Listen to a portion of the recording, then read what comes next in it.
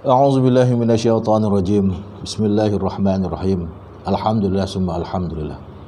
Alhamdulillahillazi arsala rasulahu bil huda wa dinil haqq liyuzhirahu 'ala dini kulli wa kafa billahi shahida. Asyhadu an la ilaha illallah wahdahu la syarika lah wa asyhadu anna Muhammadan 'abduhu wa rasuluh. Allahumma shalli wa sallim wa barik 'ala sayyidina Muhammadin khatimun nabiyyin wa ala alihi wa sahbihi ajma'in. Subhanaka la ilma lana illa ma 'allamtana innaka antal halimul hakim wa la haula wa la quwwata illa billahil aliyyil azim. Hasbunallahu wa ni'mal wakil.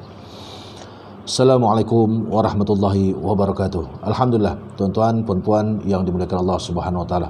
Pertama sekali kita panjatkan syukur kepada Allah Subhanahu wa taala karena masih lagi kita diberi kesempatan oleh Allah Subhanahu wa taala. Dan alhamdulillah sekali lagi kita dapat bersama-sama dalam video kali ini. InsyaAllah pada kali ini kita akan membincangkan yaitu mata pelajaran sirah ataupun sejarah, ataupun ia juga lebih dikenali dengan tarikhul Islam. Kalau sejarah itu membicarakan tentang sejarah Islam, maka ia lebih dikenali dengan tarikhul Islam. Baik, saya percaya tuan-tuan puan-puan yang di rumah sana sudah memiliki kitab ini. InsyaAllah pada kali ini, video kali ini kita akan sama juga konsepnya. Saya akan membacakan teks daripada kitab ini dan insyaAllah saya akan memberi penerangan, penjelasan sebaik yang mungkin, sedaya upaya yang ada sama saya, yang ilmu yang saya ada. Saya bukanlah orang yang yang arif ataupun mahir dalam sirah gini, apalagi tarikhul Islam. Adalah sedikit pengetahuan asas berkenaan tentang sirah. Namun insyaAllah kita akan coba kongsikan apa yang ada lah, yang saya akan cobalah kongsikan gitu. Jadi tuan-tuan puan-puan yang dimuliakan Allah Subhanahu wa taala, kita mulai pula. Songkok ni tinggi pula. Ini bukan bukan topi tukang masak ah. Bukan topi chief ni ya. Ini memang songkok tinggi ni. Songkok tinggi gitu. Kalau ada anak-anak tuan-tuan puan-puan, suami ke mau, kita tahu ya, bukan promote lah, kalau mau lah gitu. Baik, muka surat yang pertama daripada kitab ini yaitu kitab membicarakan tentang zaman jahiliyah. Saya percaya kita biasa sebut jahil. Jahil betul lah orang tu, jahil. Jadi artinya kita sudah biasa ada sebut perkataan jahil tu. Tapi apakah maksud jahil itu sendiri? Dari sudut bahasa, dari sudut istilah. Baik, pengertian jahiliyah dari sudut bahasa dulu kita coba tengok. Apa maksud jahiliyah ini?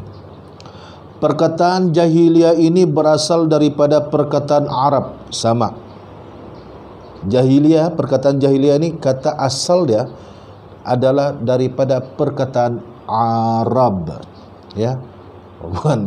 Bukan Melayu lah. Bukan kata asal Melayu, tapi dia dalam kata asal bahasa Arab gitu. Kata asal jahiliyah dalam bahasa Arab ialah jahala, yang membawa maksud kepada tidak tahu. Saya tu ulang, jahil betul orang tu tentang agama. Artinya orang tu tidak tahu hal-hal yang berkaitan tentang agama, macam gitu. Okey. Jadi dari sudut istilah pula, jahiliyah ini bermaksud apa? Maksudnya tidak tahu dan sesat dari agama samawi. Kalau siapa yang mengikuti video akidah sudah tahu dah apa itu agama samawi. Agama daripada langit yang mana ia adalah melalui wahyu ilahi, wahyu Allah Subhanahu wa taala. Macam gitu. Jadi artinya dari sudut bahasa tidak tahu. Dalam bahasa kita tidak tahu lah gitu. Dari segi istilah pula tidak tahu dan sesat dari agama samawi. Itu maksud dia jahiliyah. Bagaimana pula keadaan masyarakat jahiliyah ini? Jadi fokus dia bangsa Arab, orang Arab. Orang Arab jahiliyah itu macam mana dorang punya anu ni? Macam mana dorang ini? Jadi masyarakat Arab sebelum kedatangan Islam, sebelum diutus baginda Nabi Muhammad sallallahu alaihi wasallam menjadi rasul, terbahagi kepada dua golongan, yaitu satu masyarakat Arab Badui, yang kedua pula masyarakat Arab Hadari. Jadi sebelum kedatangan Islam, sebelum baginda Nabi Muhammad SAW diutus menjadi Rasul, maka masyarakat Arab ini, masyarakat Arab jahiliyah ini terbahagi kepada dua golongan. Satu dinamakan golongan Badui, dan satu golongan pula dinamakan golongan apa? Golongan Hadari. Baik, coba kita tengok tuan-tuan, perempuan yang dimuliakan Allah Subhanahu wa taala. Siapakah dia masyarakat Badui ini? Bagaimana cara kehidupan mereka? Dan siapakah pula masyarakat Hadari ini? Dan bagaimana pula cara kehidupan mereka? Baik, coba kita lihat. Masyarakat Badui, artinya orang Arab Badui lah. Siapakah mereka ini? Mereka ini menetap tinggal di luar bandar. Artinya dorang tidak tinggal di bandar. Dorang berada jauh di luar bandar. Artinya ibarat kita macam di kampung-kampung lah. Artinya jauh di padang pasir, macam gitu. Mereka sering berpindah randah kerana mencari kawasan yang berair untuk minuman, untuk ternakan, dan untuk bercucuk tanam. Kebiasaannya masyarakat Arab Badui ini dia suka berpindah rendah. Sebab itu diorang tidak tinggal di bandar, di kota. Diorang tinggal jauh di luar kota, jauh di padang pasir sana. Kenapa? Mereka ini masyarakat yang suka berpindah rendah, gitu. Kalau di Sabah ini ada kalau di Keringau dulu, masa di Keringau ada apa ni namanya masyarakat Dusun Gana. Dusun Gana, dorang ini yang suka berpindah daripada satu kawasan tanah perkebunan ke satu tanah perkebunan. Artinya kalau ada tanah yang belum diteroka, dorang buka itu tanah, dorang bercucuk tanam. So sudah menuai, nanti dorang pindah lagi ke satu bukit, ke satu kebukitan, macam begitu. Begitulah yang dibagi tahu dengan saya lah oleh beberapa orang-orang orang tua daripada orang-orang dusun di Keringau lah. Saya pernah pergi di Sok di dalam tu banyak orang berkebun di kawasan kebukitan itu. Jadi dong dipanggil Dusun Gana. Wallahu alam lah. Kalau salah perbetulkan saya, macam gitu. Baik. Jadi masyarakat Arab Badui ini begitu, dia suka berpindah rendah. Dia suka berpindah rendah. Yang penting tempat yang dorang pindah itu mesti ada punca air untuk dorang minum, untuk ternakan minum, untuk tanaman, dorang tanam, untuk dorang boleh siram gitu. Mereka juga memastikan tempat tersebut selamat daripada ancaman kabilah-kabilah lain. Kenapa dorang suka berpindah rendah? Dan apabila dorang sampai di satu tempat itu, bukan suka-suka aja dorang buka itu tempat dorang tinggal tempat itu untuk orang tinggal. Tidak, diorang pastikan tempat itu bukan laluan ataupun bukan tempat kebiasaan kabilah-kabilah lain akan pergi sana ataupun lalu di situ. Karena diorang memang tidak suka diorang ni bercampur dengan orang-orang bandar, orang-orang kota, macam gitu. Kan? Diorang rasa macam terancam, tidak selamat diorang. Dan mereka juga, kenapa diorang suka berpindah rendah? Kerana untuk mengelak daripada ribut padang pasir yang boleh memusnahkan khemah, tanaman dan ternakan mereka. Paham je lah. Namanya sudah masyarakat yang suka berpindah rendah, artinya rumah yang dorang bina itu bukanlah rumah seperti mana orang-orang yang di kota, di bandar. Tidak. Bukan rumah macam kita. Jangan berimajinasi macam gitu. Kan? tapi dorang bina tempat dorang tinggal seperti khemah ya. Siapa biasa tengok wayang Arab klasik, dorang akan nampak itu pergambaran di padang pasir orang Arab Badui itu, dorang tinggal di mana? Di khemah saja macam gitu ya. Jadi artinya sampai peking buka, usai saya siap macam gitu ya. Dalam 1 jam selesai. Kita buat rumah mau 2-3 bulan dengan kos yang besar. Tapi dorang senang ya. Okey. Punggah, susun, usai, ikat, lentak, selesai. Tinggal punggah barang, tidur, santai. Itu masyarakat Arab Badui ya. Masyarakat Arab Badui. Harap kita tidak seperti itulah. Sikit-sikit pindah. Begitu. Dan tapi kalau di Bandar Keke, di Kosa Bandar banyak macam itu. Bulan ini tinggal rumah sewa sini, nanti tinggal rumah sini, nanti tinggal lagi rumah sewa sana, bilik sewa, tiap bulan pindah. Pening itu pergi tempat yang dijual, yang tempat dia berhutang tuh. Pergi sana, assalamualaikum, sekali buka, mana tuan rumah sudah pindah. Allah, masya Allah. Tengok, ini sifat masyarakat Arab Badui gitu. Okay? Dia suka berpindah rendah. Dan yang paling penting tempat itu ada sumber air dan dorang boleh menternak, okey, dan dorang boleh apa? Dorang boleh bercocok tanam, okey, yang penting selamat gitu. Baik. Dan yang kedua pula masyarakat Arab Hadari. Siapakah mereka ini masyarakat Arab Hadari ini? Jadi masyarakat Arab Hadari ini ialah yang tinggal tetap di bandar ataupun di kota. Contohnya di kota Mekah. Di kota Mekah ataupun di kota Madinah. Sebelum Nabi berhijrah itu namanya kota Yasrib gitu. Kan? Jadi artinya masyarakat Arab Hadari ini, mereka ini masyarakat ini diorang adalah tinggal tetap di kawasan kota, di kawasan bandar macam gitu. Jadi pergaulan mereka lebih luas berbanding masyarakat Badui. Tempat mereka sering dikunjungi oleh saudagar dari luar dan mereka cinta akan perdamaian dan hidup bersatu padu. Jadi masyarakat Arab Hadari ini, diorang ini tinggal di bandar dan menerima kehadiran orang luar. Saudagar-saudagar daripada luar kota itu. Untuk apa? Untuk berniaga, untuk berbisnes. Mungkin adalah ekspor import mungkin lah gitu. Istilah dia mungkin tiada, tapi hakikatnya memang adalah macam gitu. Kan? Hebatlah. Artinya orang-orang bandar orang hebatlah. Macam kita lah. Kalau kita tengok bila orang bandar tu orang hebatlah. Tapi sekarang orang kampung pun hebat-hebat juga. Jangan macam-macam. Bukan kaleng-kaleng orang kampung sekarang. Okey. Jadi dan mereka juga masyarakat Hadari ini suka perdamaian. Perdamaian.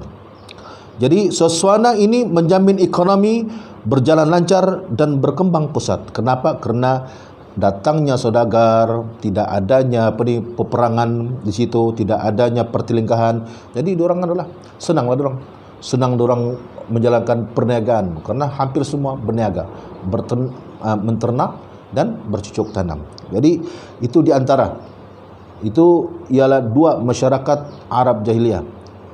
Yang pertama tadi siapa dia? Arab Badui. Yang kedua Arab Hadari. Jadi itu di antara.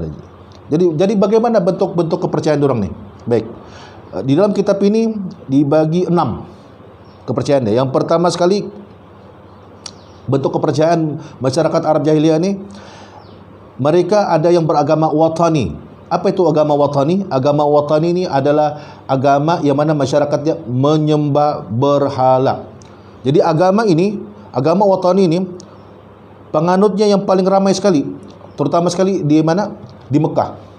Sehingga saja dikatakan, ahli sejarah mengatakan bahwa di Kaabah itu terdapat 360 jenis berhala sebelum Fathul Mekah. Ini nanti kita akan cerita tentang Fathul Mekah kalau ada dalam silabus ini. Apa itu Fathul Mekah? Pembukaan kota Mekah. Apabila baginda Nabi Muhammad SAW datang kembali ke kota Mekah, untuk apa? Tidak lain tidak bukan untuk membersihkan berhala-berhala yang ada di kota Mekah ketika itu, terutama kali di Ka'bah ketika itu. Dan berhala-berhala itu ada nama-nama dia. Yang paling masyhur sekali ada namanya Al-Lata, Al-Uzza, Al-Manat,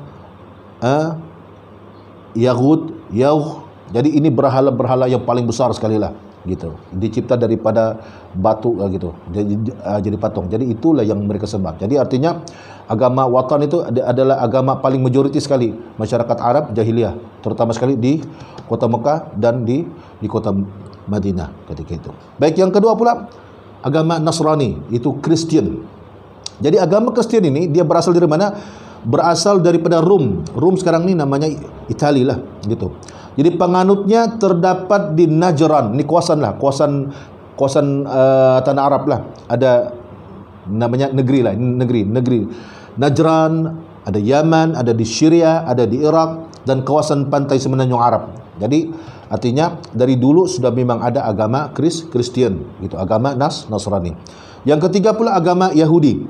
Jadi agama Yahudi ini berada di semenanjung Arab bermula pada awal abad pertama Masehi ketika pemerintahan Dzunwas di Yaman. Jadi penganutnya terdapat di Yaman, Khaybar, di Madinah, dan di utara Hijaz. Jadi ketika baginda Nabi Muhammad SAW di Madinah pun memang ada sudah suku nih.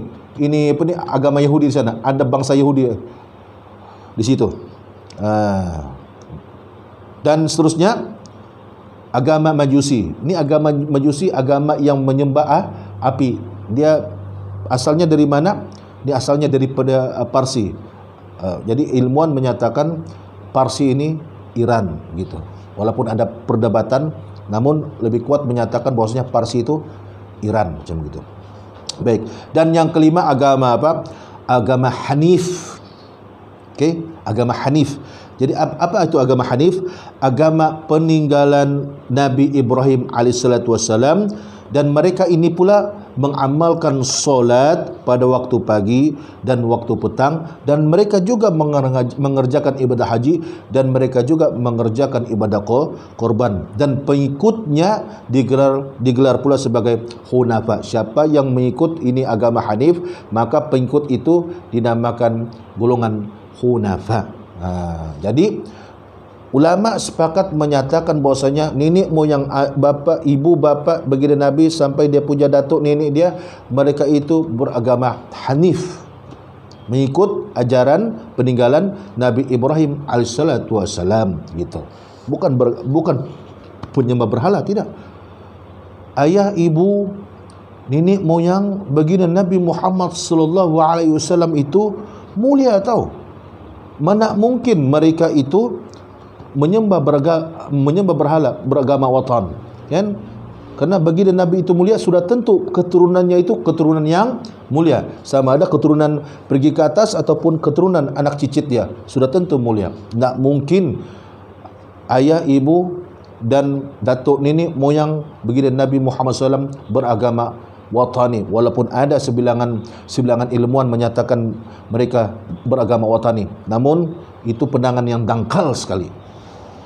Pandangan yang dangkal. Kita sepakat fahaman Ahlussunnah wal Jamaah menyatakan bahwasanya ibu bapa nenek moyang ni baginda Nabi Muhammad SAW beragama Hanif, agama yang betul, dibawa daripada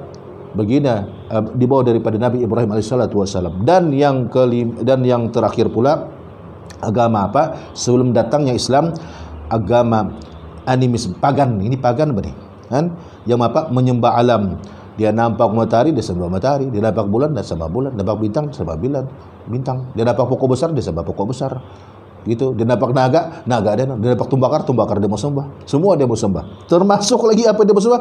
Tempat unta berdiri ketika memerah susu pun dia mau sembah. Teruk atau tidak teruk? Sebab itu pentingnya ada agama ini, penting bertuhan ini. Sebab itu saya katakan manusia itu memerlukan fitrah dia perlu Tuhan. Tapi cara dia bertuhan itu betul atau tidak betul, itu saja. Jadi saya kira insyaAllah tuan-tuan, puan-puan yang dimuliakan Allah Subhanahu Wa Taala, saya kira sampai sini saja dulu kita punya bicara kita tentang mata pelajaran sejarah sirah ini. Mudah-mudahan ada manfaat apa yang kita kongsikan pada kali ini. Mudah-mudahan diberi kepahaman. Maafkan saya jika ada kekurangan. Sampai sini saja. Yang baik itu datangnya daripada Allah Subhanahu Wa Taala. Dan sebarang kelemahan, keburukan itu memang datangnya daripada Allah Subhanahu Wa Taala, tapi asbabnya kelemahan diri saya, keburukan diri saya. Aku qouli hadza wa astaghfirullahalazim li wa lakum. Assalamualaikum warahmatullahi wabarakatuh.